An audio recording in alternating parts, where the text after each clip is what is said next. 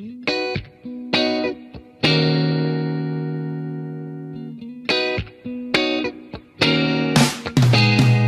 everyone to another episode of Coffee Chats, where we discuss the lives and journeys of men and women from the Kingdom of God and take a lesson from their lives. Today I'm here with Allison Todd, who's down from the UK, and she's a lady who's grown to know the Lord in a very special way. She has a personal ministry of helping women and children, mainly I believe in the Philippines. Yes, that's right. So today we'll discuss her life, her journey with the Lord, and finally where this journey is leading, especially in her ministry. Alison, maybe you could tell me how it all began. Well, for me, it began probably when I was 15 years old, and I'd grown up in the Catholic Church, for which I'm really grateful for so much I learnt as a child.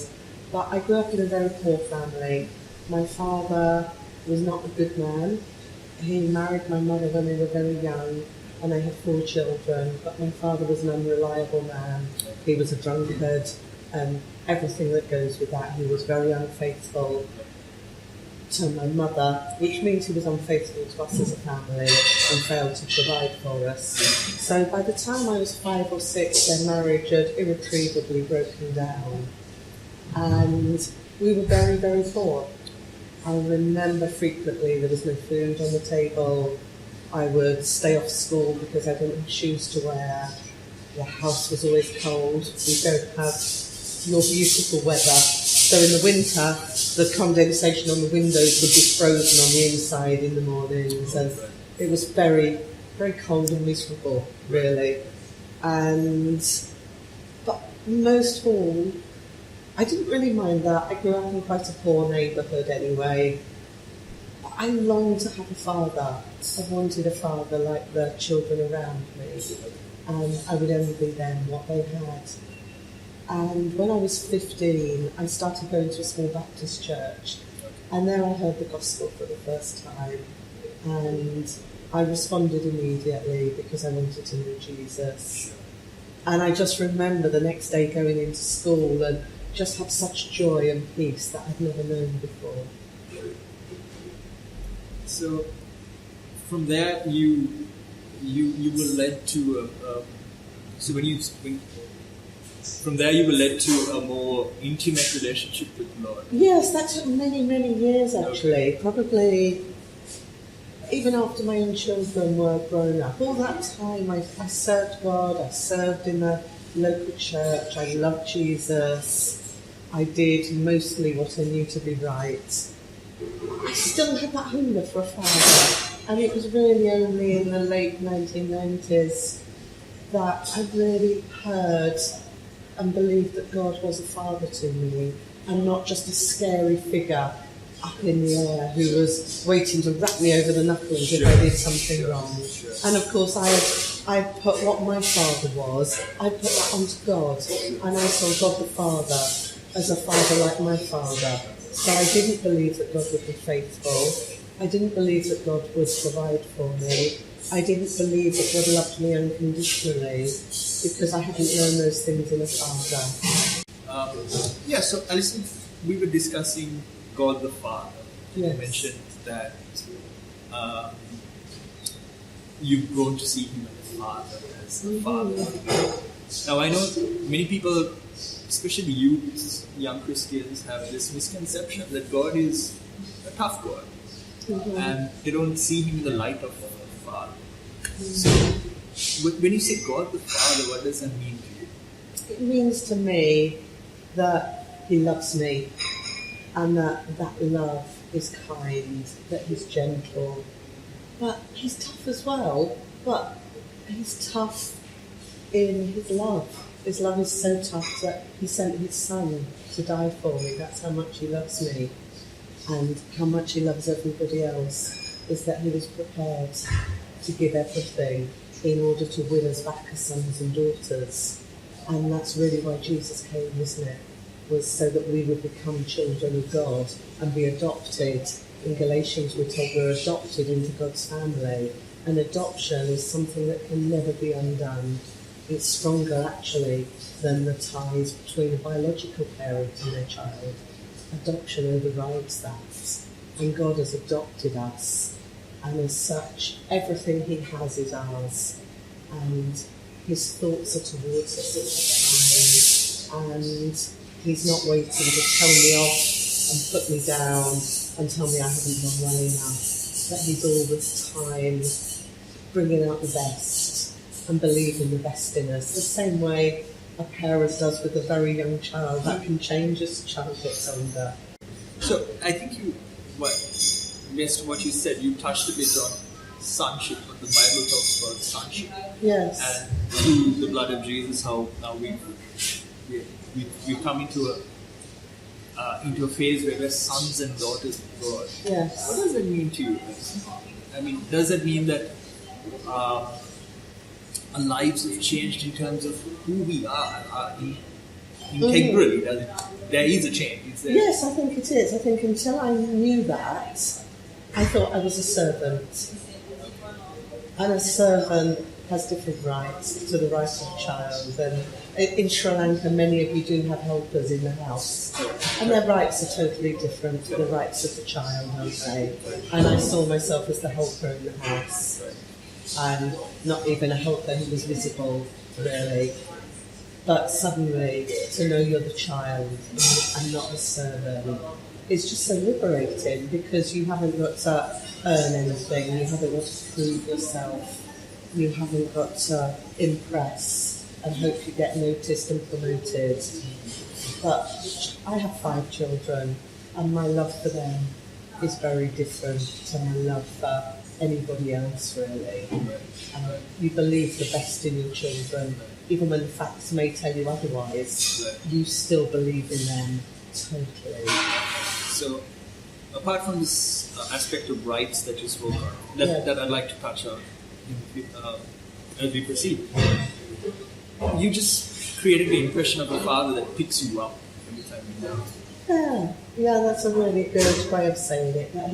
He's got a place on his lap. As a small child, I was very close to my grandparents, and my grandfather was like a father to us in many ways. And I remember we would go and visit him almost every day, and we would get off the bus and we would race down the road and round the side of their bungalow and in the back door, and he would be sitting in his chair and we would throw ourselves on his lap. And that's what we can do with God the Father. We can throw ourselves on his lap, and he accepts us just as we are. And in the same way that my grandfather would never ask me what I'd done or to prove anything, he just loved the fact that I was there. Then God is like that towards us. Now, for a person who, through some misconception, doesn't see God like that, what advice do you have? How could they reach out to the Father and the Son? Yeah. Well, the Father's always reaching us. He says that He loved us first. He loved us before we knew Him. So His love is always there towards us. We don't have to feel that we've got to go searching in a big way. But as soon as we say, Father, I want to know your love like that. I want to believe it. And have faith that He will come, because He will. Like the story of the prodigal son. Yes, and the father didn't go, well, you know, what... He walked up to the son. He ran, in those days that was such an undignified thing to do, for a man to lift up his skirts and run in his robes. It was so undignified. And already his son had insulted him in the most public way possible. He said, I wish you were dead. Give me what I'll get after you're dead. To me, you're dead. And he had walked away. And when he came back, it says the father was looking out for him. The father wasn't going about his business. The father did nothing but look for his son. And that goes for the daughter as well. God doesn't, Absolutely. The son and the daughter. Absolutely. And the father was looking for him and is looking for us. And as soon as we make the first move towards him, he will run and he will pick us up, and he will put the ring upon our finger and the robe upon our back and the sandals on our feet, and have that great feast for us. So then you're talking about a lot more than just love alone. You're talking about God taking care of you as a son. Yes. And as that being your inheritance. Yes, it is. But that doesn't mean we won't go through hard times, does it? But it means that when we go through those storms, He's with us. He's with us and He will see us through the hard times. None of us are immune to hardship and heartbreak. And we live in a fallen world and those things are around us. But He guides our hearts through those times. He guides our feet through those times. And He holds our hands and He carries us through them. But we can expect that from Him and look to Him for that. And we can ask Him. We can ask Him to provide. Jesus taught us the Lord's Prayer, didn't He? Give us this day our daily bread. We can expect Him to provide for us. It might not always be in the way we expect, but He will always do it. But it also means you're not alone. We're not alone, and loneliness, certainly in the West, is the biggest problem is loneliness, and probably all over the world.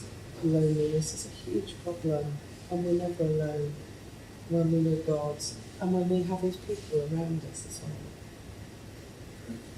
well. So moving from talking about His people, Mm-hmm. you do a lot of work in the Philippines with women and children. Yes. People who have been betrayed by the rest of the world. Yes, yeah, but very much so. So John and I went out there nearly 25 years ago now, Right. when we were quite young. Right. Okay. We were out there just on a 2-week mission trip. We'd been a couple of times before, and we met 5 small boys. They were 9, 10 years old, and they hadn't eaten for 3 days. And so we took them and we bought them a simple meal of chicken and rice. And the next day they came with a few friends, and the day after with a few more. And by the end of the week there were 18 of them. And we couldn't walk away from them. They were the same age as our own son. Sure. And through a church there we started to just send a very small amount of money every month to feed them. And over the years that's grown and grown, and now we're a registered NGO out in the Philippines. We have 3 children's homes. Right. One is for boys, one is for girls, and one is for boys rescued from trafficking. As well as that, we send over 400 children to school. Most of those children are from very loving families, but very, very poor families. And in the Philippines, there's no free education. So that covers their education. We have a hot meal for them every day, prepared and sent in at lunchtime to make sure they're well fed. We have a community out there, a church community with home groups and cell groups. And yeah, That's it's amazing. And seen real changes. And how has that experience affected you, your walk with the Lord? Must be Question.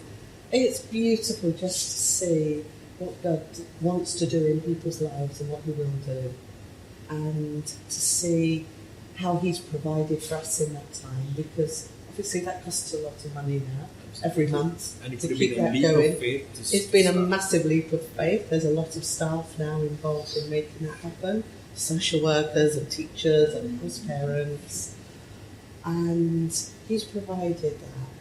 You know, we've never gone without. It's come very close to the wire sometimes, Right. but we've always been able to send the money out to provide for them, and to see the changes in them. That's been the most exciting thing, to see those who 20 years ago were children, now grown up, been through college, and actually in careers and providing for their families, and loving God themselves.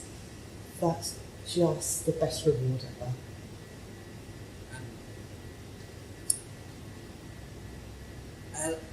I'd like you to touch on how God helped you through that. I mean, you made that leap of faith to help grow His kingdom, and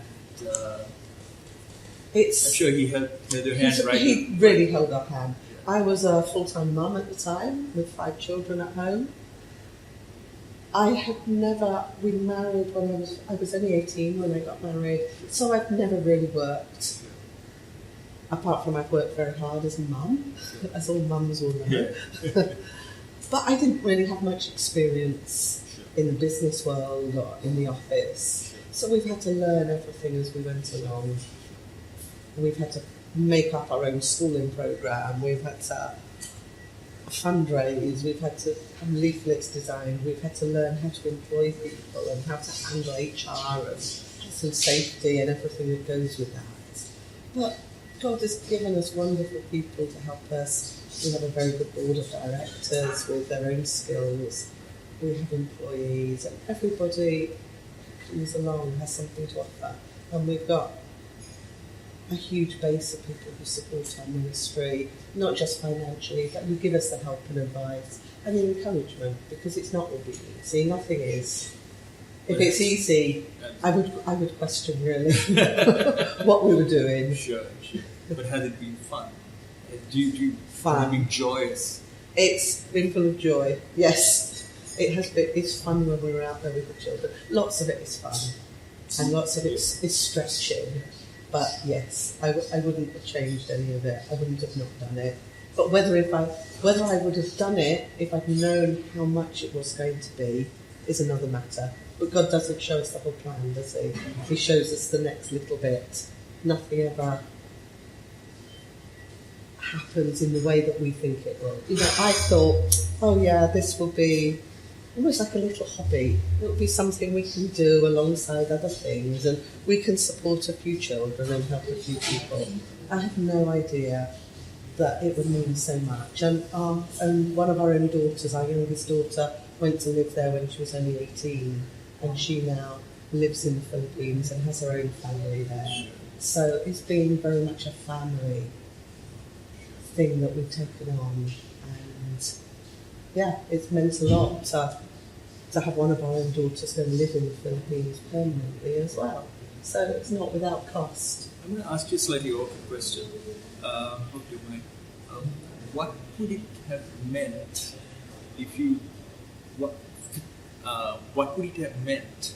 What would it be like if you didn't act on that calling of God? If you didn't take that leap of faith, what would this? What would it be like? What would their lives be? What would they be like? Well, I believe God would have raised somebody else to do it, because I think if God wants it done, He will get it done. But without that help, I believe there are children who are alive today. I know there are children alive today and young people who wouldn't have made it through, either through medical needs or because the danger they were in on the streets. For a street child in the Philippines, their life expectancy is around 21 because of gangs and disease and all the problems there are to live on the streets. So I know there are people alive today who need to be.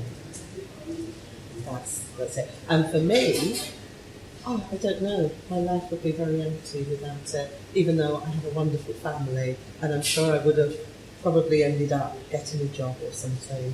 I can't imagine what I would be doing now without that. That's amazing. Yeah. All right. Thank you, Allison. No, thank you very much. Thank you.